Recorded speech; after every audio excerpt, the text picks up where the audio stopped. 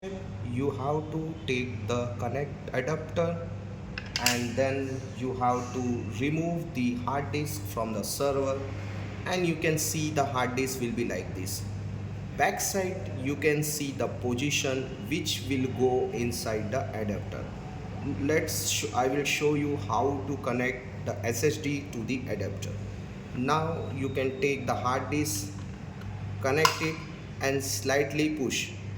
You can hear the click sound. Once you hear the sound means the hard disk was connected properly.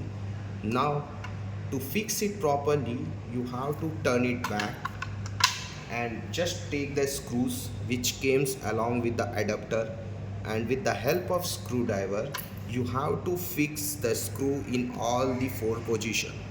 Make sure the screws are properly tight.